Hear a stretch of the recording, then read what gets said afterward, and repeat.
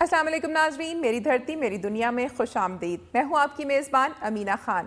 ناظرین، تعلیم کا شعبہ پاکستان میں جس بری طرح سے نظر انداز ہو رہا ہے، ایک جانب سکولز اور کالجز کی کمی کا رونا رویا جاتا ہے تو دوسری جانب انتہائی مخدوش عمارتوں میں قوم کا مستقبل خوف کے سائے میں تعلیم حاصل کرنے پر مجبور ہے۔ آج کے پروگرام میں نہ صرف تعلیمی اداروں کی زبوں حالی کا ذکر کیا جائے گا بلکہ فائر بریگیڈ، صحت کے شعبوں اور سیلاب سے متاثرہ افراد کو درپیش مسائل کا بھی تذکرہ کیا جائے گا۔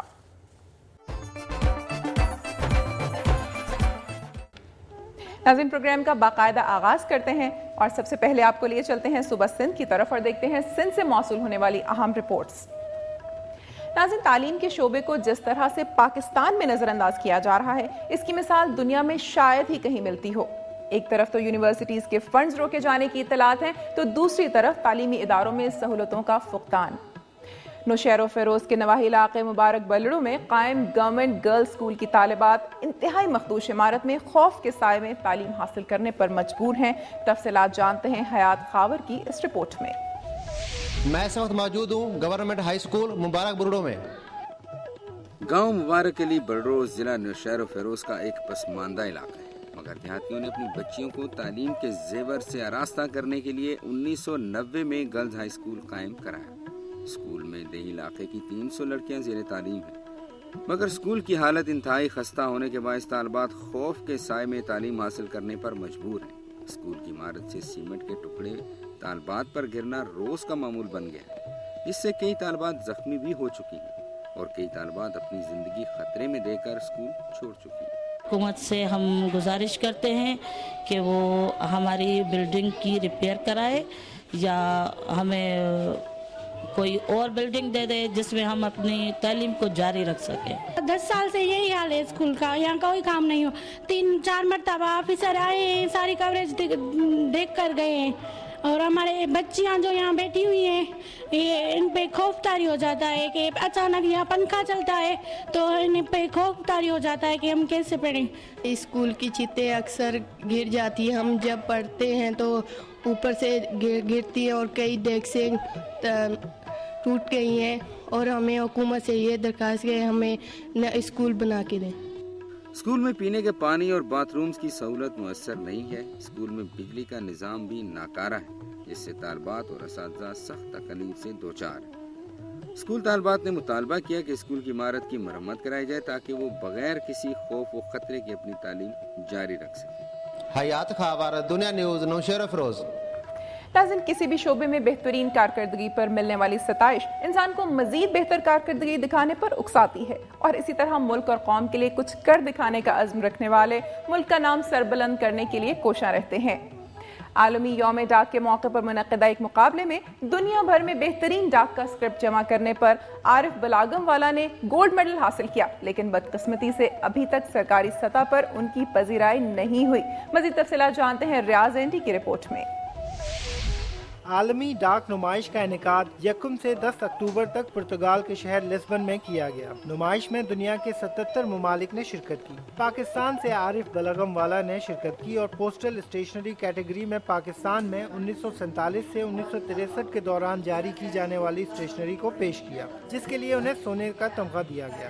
بلغم والا اس سے پہلے بھی کئی تمغے جیت چکے ہیں، لیکن اس کیٹیگری میں ان کی یہ پہلی کامیابی ہے۔ کراچی چیمبر نے اس سلسلے میں ایک تقریب کا اہتمام کیا جس پر بلاغم والا خوش تو ہے، لیکن اس خوشی کے ساتھ حکومتی رویے پر اداس بھی ہے۔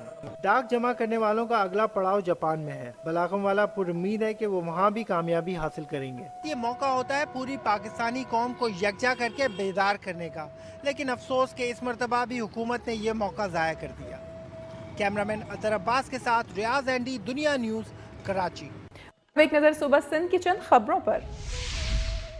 خیرپور میں سندھ پیپلز اسٹوڈنٹس فیڈریشن کے طلباء نے پیپلز پارٹی کی قیادت اور بھٹو خاندان کے خلاف بیان بازی اور میڈیا ٹرائل کے خلاف احتجاجی ریلی نکالی۔ ریلی کی قیادت سپاف کے صدر فقیر ذاکر حسین اور مرکزی کلچر سیکریٹری اسکر وسان کر رہے تھے۔ جیلانی ہاؤس سے شروع ہونے والی ریلی کے شرکاء نے شہر بھر کی سڑکوں پر پیدل مارچ کیا۔ مشتل کارکنوں نے چھتری چوک پر مسلم لیگ نون کے رکن قومی اسمبلی خواجہ سعد رفیق کا پتلا بھی نظر آتش کیا۔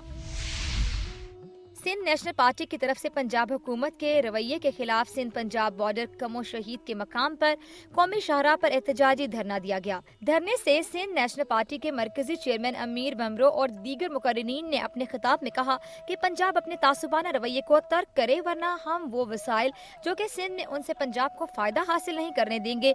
उन्होंने कहा कि नैब के चेयरमैन दीदार हुसैन शाह की मुकर्ररी पर पंजाब की तरफ से वावेला करना सिंधियों के खिलाफ तासुब नहीं तो और क्या है।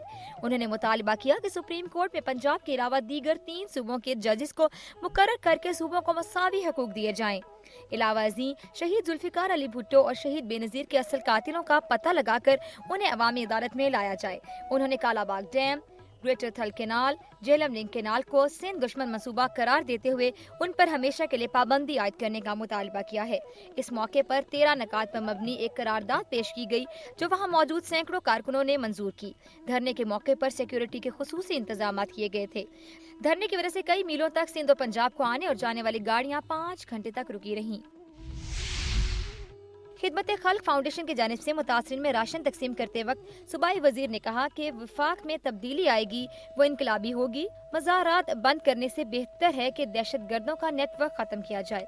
कराची में दहशत गर्दों की मौजूदगी की निशानदेही कायदे तहरीक अल्ताफ हुसैन भाई ने की थी। कराची का अमन अमान खराब करने की किसी को इजाजत नहीं होगी। टारगेट किलिंग में सबसे ज्यादा नुकसान मुत्तहदा का ही हुआ है। इन ख्यालात का इजहार MKM के सूबाई वजीर बराए देही तरक्की जुबैर अहमद ने दुनिया न्यूज से जैकबाबाद में खिदमत खल्क फाउंडेशन की जानिब से सैलाब मुतासिर में राशन तकसीम करने के बाद जोन दफ्तर में किया। सूबाई वजीर ने कहा कि MKM ने कभी किसी पार्टी के खिलाफ ना बयानबाजी की है और ना ही किसी को बयानबाजी करने की इजाजत देगी।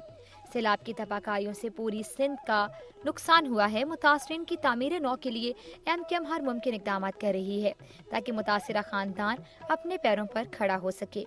एक सवाल के जवाब में सूबाई वजीर ने कहा कि विफाक में तब्दीली जरूर आएगी और वह इनकलाबी होगी। मज़ारात बंद करने से बेहतर है कि दहशतगर्दी को रोका जाए।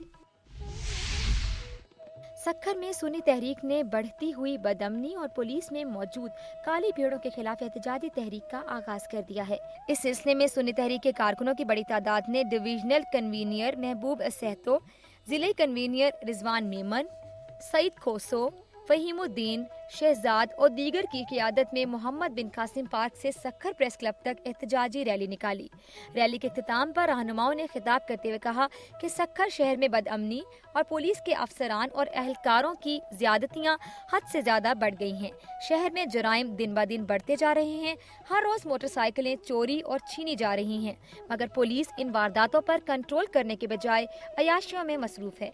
उन्होंने शहर को जराइम पेशा अफराद के हवाले कर दिया है, जिसकी वजह से सक्खर के शहरी और ताजिर बरादरी खुद को गैर महफूज तस्वुर कर रही है। उन्होंने मजीद कहा कि अगर सिंध के वजीर दाखिला, IG सिंध और RPO सक्खर ने इस सूरत हाल का नोटिस नहीं लिया तो एहतजाज का दायरा वसी कर दिया जाएगा। उन्होंने ऐलान किया कि इतवार से बदअमनी के खिलाफ सक्खर प्रेस क्लब के सामने भूख हड़ताली कैंप लगाया जाएगा और ये कैंप सक्खर में बदअमनी के खात्मे तक जारी रहेगा। और नाज़रीन, अब एक ब्रेक के बाद मुलाहिजा कीजिए। सैलाब अपने पीछे गम अलम की कई दास्तानें छोड़ गया। इन्हीं दास्तानों में एक दास्तान ज़ारुद्दीन की है, जिसने अपने जिगर गोशों को खोया है